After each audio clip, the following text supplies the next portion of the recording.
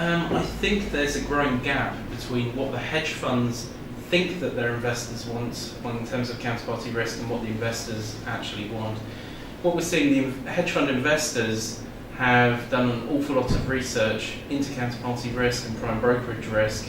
The big problem is there's a big disconnect between what those investors actually feel and the message to get through to the manager. As if a manager fails due diligence for reasons on counterparty risk, the investor won't tell them why.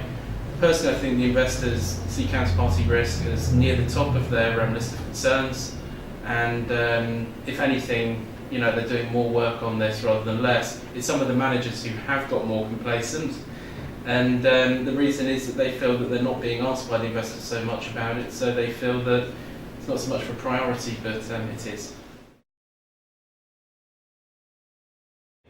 It varies. I have to say there's pros and cons of all of those models, and they're all viable depending on what your strategy is and what your investor base is. When I talk to, say, pension funds and very kind of large institutional investors, custody is key. They're looking beyond things like rehypothecation, and they are looking at where are the assets custodied, in whose name, who's the sub-custodian, what's the liability. So in those kind of cases, yes, something like the prime custody model without rehypothecation with very high quality of custody can appeal. The reality is, though, that comes at a cost. So for the other end of the scale, you have smaller funds who they might need to go with a more traditional prime brokerage model where the custody is commingled, where you're in an omnibus account, or even you might even find somebody in a mini prime situation where they're commingled at an even lower level, although that hasn't really taken off in Europe yet.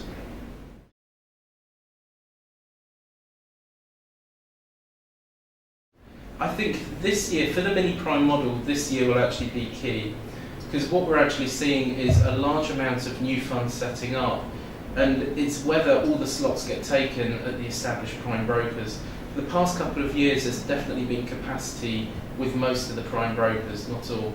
But what it's meant to, even if you were starting with a 5 million startup, you could get a pretty good name.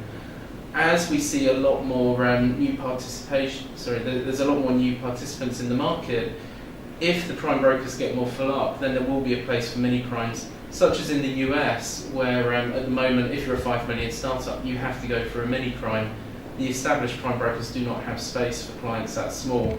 Whereas in Europe, either we'll see the prime brokers fill up and mini prime happen, or the prime brokers will find a way of expanding their capacity and mini prime just won't take off.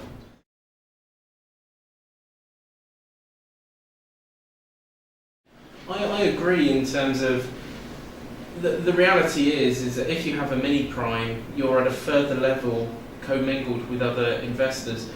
What it basically means is you go to a mini prime, your assets are put in and then held at a custody account or a prime brokerage account at a more established player. What that means is not only are you looking at how the assets are held at the prime broker and the custodian, but you're commingled at a further level, so that if a prime broker goes out of business and you're in a commingled account through a mini prime, then it's even harder, you're more at risk to other investors. So in the day and age when I look at investors forensically looking at where assets are held in custody at the end of the day, adding another level is not always a good thing.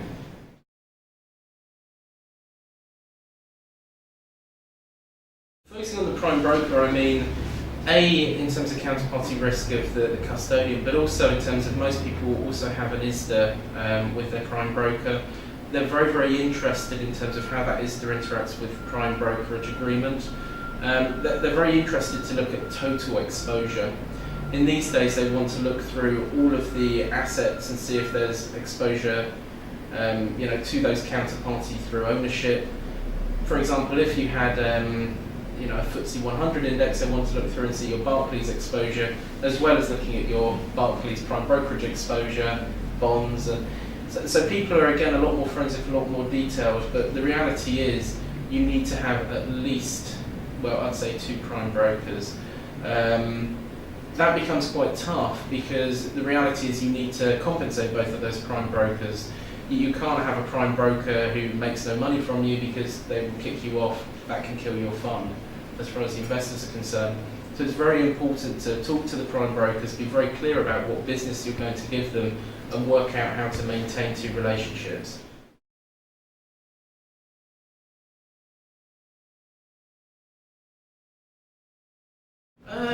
It's difficult. I mean, if you actually talk to the investors about it, they'd rather pay and have security. On a lot of these issues, their view is they're paying for it. They'd rather have slightly increased costs and be able to sleep at night. And when it comes to prime brokerage, the investors who lived through 2008, where several prime brokers got slightly wobbly, and we saw Lehman's go, you know, those are the kind of guys who would say it. I remember them talking about, for example, client money protection. Say, oh, it's 25 bips extra, you know, done.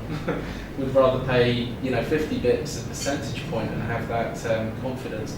So when you actually look at having the two prime brokers don't normally have a minimum fee per se. They will internally, but it's more of a case if they don't make the required fee level for themselves, they'll kick you off.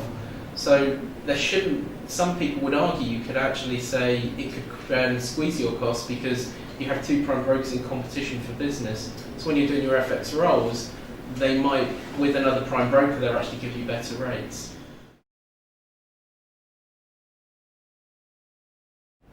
Main benefits, I mean, there's a few models out there called prime custody. I'd say the model the base model is the model offered by HSBC. And their prime custody model is basically a custody account, which you pay custody fees for. Then when you actually receive, when you want financing, you have to put a charge account in place. Or you can switch rehypothecation on, but for particular positions. So for example, you could say, okay, these are my most liquid positions, I want rehypothecation. The main difference from a standard prime brokerage account is, normally with prime brokerage, you have a negotiated rehypothecation rate. Once the rehypothecation's occurred, then you have the various options, whether it's held omnibus account, whether it's held in a bankrupt remote protected custody account, or an external custodian, such as CSFP, Deutsche, and Goldman Sachs offer. So the real benefit is, in terms of investor protection and custody of assets, it is very, very clean because you have no rehypothecation in the way. Plus, when you look at the kind of the prime custody models, it's normally by real custodians. It is not the old kind of style, how can I put it, subpar custody network. It is kind of offered by a real custodian. You can look at the sub-custodian network and have comfort with they've got, you know, full network control.